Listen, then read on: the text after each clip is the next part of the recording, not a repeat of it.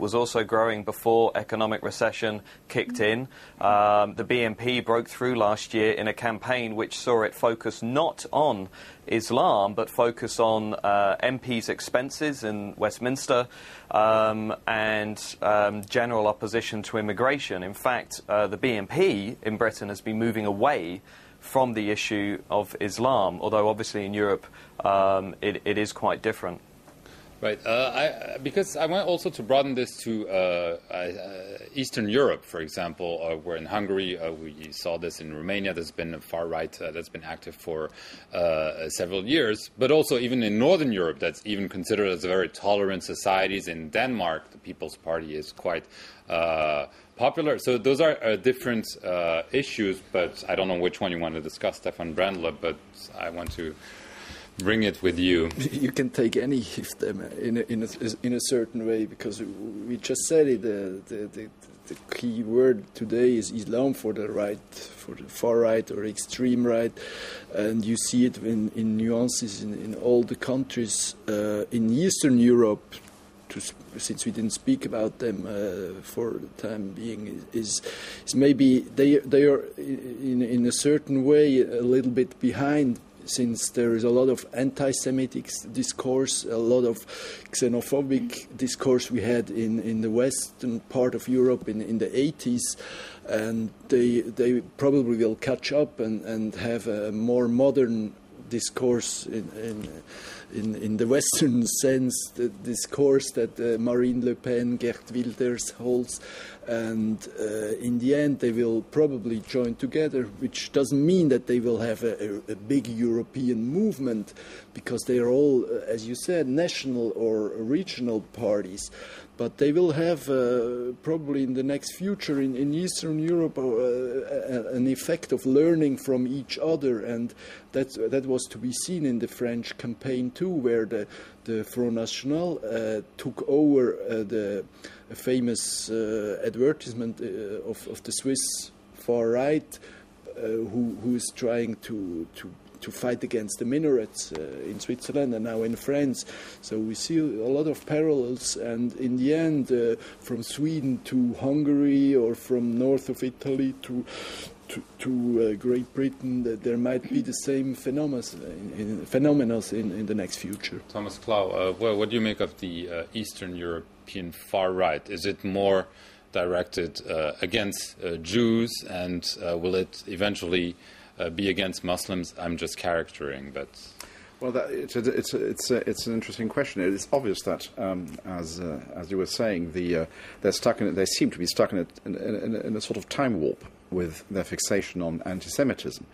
And of course, this is exactly where the far right, the Front National, was flirting very overtly, and more than flirting, with anti-Semitism, without ever quite coming out as an anti-Semitic party. But the whole Le Pen discourse was peppered with anti-Semitic allusions, hints, jokes, and very aggressive and violent ones. And they were always skirting on the verge of the Holocaust denial, just about not tipping into a full and open denialism, but it was always there. That has receded to some extent because Islam is now so much more dominant. So I think it's probably quite a good prognosis to assume that that bizarre time warp in which the far right in Eastern Europe seems to be stuck will cease to inform their politics, and that will have a much more unified theme.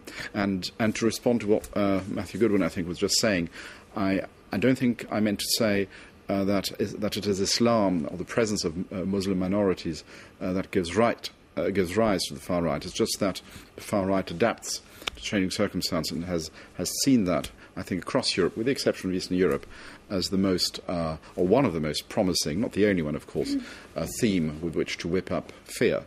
And in that sense, of course, there are a lot of parallels which can be drawn to the way anti-Semitism was used by far-right countries and most European countries, including France, of course, in the 1920s and 30s and 40s.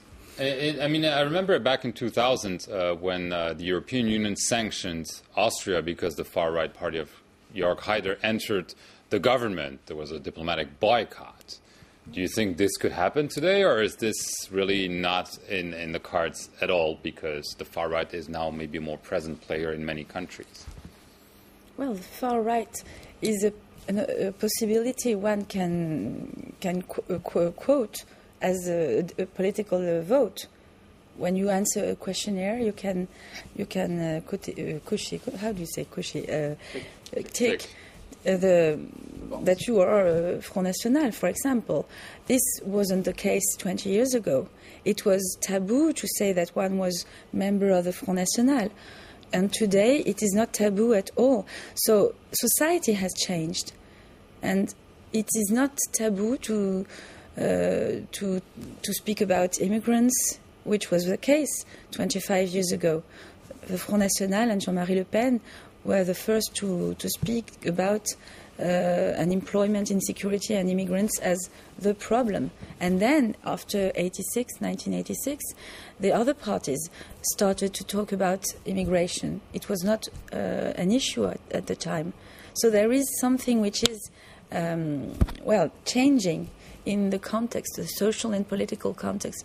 But I would just like to say that the specificity of these parties is perhaps that they are not only political parties, and they use much more than the other parties moral language, and they are talking about things which concern people in their everyday life.